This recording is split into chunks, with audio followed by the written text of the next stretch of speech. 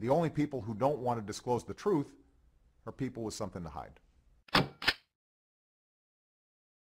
Now, it's always a privilege and a pleasure to welcome back to the program the one and only, a good friend of mine, Donald Trump is back. How are you, sir? Hello, Sean. You know, I'm just listening as you discuss the Stop Obama Express. So what will you do if by chance he should win? How are you going to feel, Sean?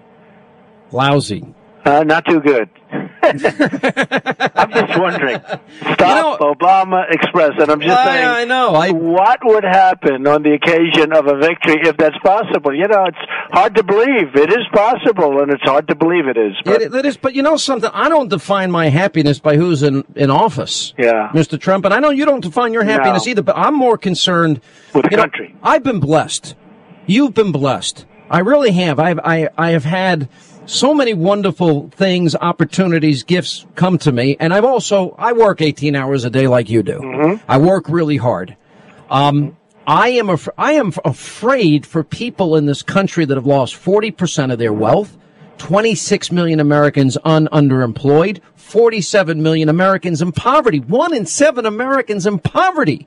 He has done nothing but accumulate $5 trillion in debt. No, I understand that, Sean. We're better than this, Mr. Trump. Very sad situation. What's going on is incredible. It's incredible. In fact, there's an article today in one of the papers saying that the biggest spender in world history, there's a major article in Forbes, and they talk about Obama, the biggest spender in world history. I never thought of it that way, but if you think about it, that's a pretty strong statement. It's pretty profound. And you see what's going on now. They've gone very negative, and it's going to stay this way from now until Election Day. It's not going to change. Amazing. You know, you had a line the other day, and I always take note of what you say. We're friends. It's amazing how many people either love you or hate you. And by the way, I'm in the same category. But I think that's true. But it's amazing because you just with pinpoint accuracy, you nailed this whole thing here. Because the media is going on, sucked into the Obama narrative about releasing the tax returns. Right. You said, fine, release the college records, release the information for Brian Terry's family in Fast and Furious, and we'll talk about it. Absolutely, so easy. And some other things. You know, nobody has more sealed records than this president. You know, so many of his applications in Chicago are sealed. He spent over $3 million to keep everything sealed. You can't find out anything about his college, and I'm not talking about his marks. I'm talking about his application. It would be so interesting to see. As you know, Sheriff Arpaio yesterday came out with some blistering stuff, which much of the media doesn't even pick up. But I mean, what do you think of this? Because Sheriff Arpaio has come out and said basically that it's a fraud. Yeah, he's a serious person. He knows. He knows. So you agree with him? You know, when I do this, I always start off by saying I went to the best business school probably in the world, the Wharton School of Finance. I was a nice student. I did well. I'm like a smart person.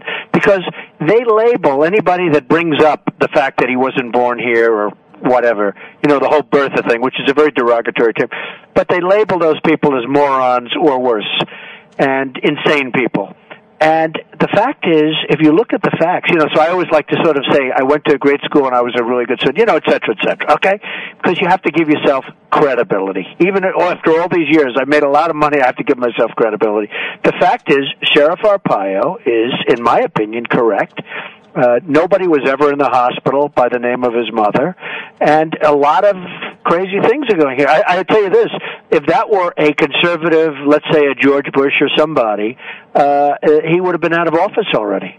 Yeah. He would have been out of office. Now, the college records will show exactly what we're talking about. And by the way, I hope I'm wrong. You know what? I hope I'm wrong. But the college application, where it says place of birth, would be very interesting. Now, the book that came out 20 years ago that didn't get published, but, you know, on the cover of the book, born in Kenya, raised in Indonesia. Then they said it was a typo. I mean, I've made typos, but, you know, typos are like one letter or one word. It's not like the United States is replaced by Kenya. I've written 3 books. You've written, you know, huge bestsellers. I don't know how many books total you wrote. My favorite 11. Is still your original, The Art of the Deal. Right. All right, so you've written 11 books. How many times do you go over the copy in that book before you release it? And then even after you release it, I mean, you go over it 1 million times. You just, to the point where you know, there are typographical errors. Sure, absolutely. But it's like the word the is replaced by okay? That's about it. It's like, you know, the word Kenya doesn't, you know, get messed up with the word United States. So, look, It's not. This is not going to win the campaign. I don't think. I agree. Bad stuff are coming on here, but I'm going to tell you. This is what I'm afraid of, and this is what I love about you. You're a fighter. I mean, look, when you took on Rosie O'Donnell, that's just one small, minor, little, insignificant battle that you had in your life. All right, so that's a very minor thing in my life. But she was easy. You're relentless. You don't stop. The media tells you, "Oh, Donald, you're hurting yourself," and you have friends call you and say, "Donald, you got to stop." You say, I've had them, many. And you don't do it. Yeah. I was told back in 2007 and 8 that my career would be over if I continue to bring up Reverend Wright, Bill Ayers, Bernadine Dorn, Father Flager, his radical associations, et cetera, et cetera. I said, well, I'm going to follow my heart. So the question I have for you is, if they're going to accuse Republicans, if they're going to insinuate Romney's a felon, that he's the equivalent of a drug dealer by putting money in the Caymans. Right. If they're going to say Republicans want dirty air and water, that's what the president said, and that they want kids with autism and Down syndrome and the elderly to fend for themselves, all lies. Right. How do you fight it? You're a fighter. Well, you have to fight it. You have to get really strong and really nasty. And, Mitt is a friend of mine. He's a good man. He's a quality man. And that's always tougher in a certain way because he is a high-quality person. And I told him, I said, you've got to stop saying that Obama's a nice guy. I don't know if you ever hear that because the narrative. I do. He's got us. I agree with you because he's not being nice. And more people tell me, please tell him to stop saying that. Please, we beg you, tell him to stop saying that. I don't know why it's part of the narrative. I think he actually now will stop on his own because the fact is he's proven to be not a nice guy. What he did to Hillary Clinton was unbelievable, meaning Obama. It was the dirtiest campaign ever waged. Same with Bill Clinton. His campaign will be dirtier. But here's what I said. If he's going to give additional tax records, which is fine, but if he's going to do it, he should make the following statement. I will give you additional and substantial tax returns as soon as you show your college applications, as soon as you unseal your passport records. I don't know if you know this. His passport records are sealed. And millions of dollars have kept those things and other things sealed. Many, many things are sealed. You talk about revealing. Secrecy. This president has revealed less than any president that's ever run for office. What happened to transparency? Well, here's what I don't understand. The press goes after Romney for some additional tax returns, which are going to be, big and complex, and, they'll find little things in there, all of which are okay, but they maybe don't sound good because people don't understand what they mean. But that's okay. But I say give the returns, but he's got to open up his books also. Now, his books are different. His tax returns are probably fine because, he never really made very much money and the deals weren't complex other than his deal to buy his house from Resco. Isn't that amazing? The biggest deal in his life was the Tony Resco house deal. And then they call him a felon. It's like the most amazing thing. Romney gets called a felon, but they don't talk about the he admits house to doing blow. With a guy who seriously is a bad guy. He admits to snorting cocaine. Right. But look, I'm not saying as much about it, but nobody in the media even would touch that. So you want him, what would you advise Romney in terms of this is now going to be the daily assault? Yeah. Well, I would do it differently, and I'm telling you, I just told you what I do. I would say I am going to give you all of my tax returns as soon as you open up your records. And by the way, I think if Romney did that, I believe that all of this talk about tax returns would stop. Because the last thing Obama wants to do is show his college applications or, how he got in, place of birth, lots of other things. The last thing he wants to do, hey, look, Sheriff Arpaio is, whether you like him or not, he's a serious person. He did a major investigation. The investigation is horrendous as to its results and what it shows. And a lot of the press, it doesn't want to report it. I've always liked Sheriff Arpaio.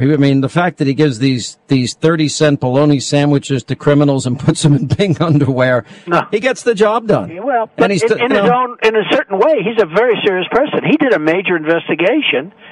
And, according to what he's saying, the birth certificate was fraudulent, okay? It was That's what he came out and said yesterday. Yeah, came out very strong. Let me ask you this. You know what? Most of the press doesn't even pick it up. It's on the Drudge Report right now, and we're inviting Sheriff Arpaio to be on the program tomorrow. But there's an 18-month, a bit of obfuscation. Here we lost our own government, Mr. Trump. They supply cartels. Right. Criminals, right. Gangsters, kidnappers, known murderers, our own government gives them guns. Right. Okay.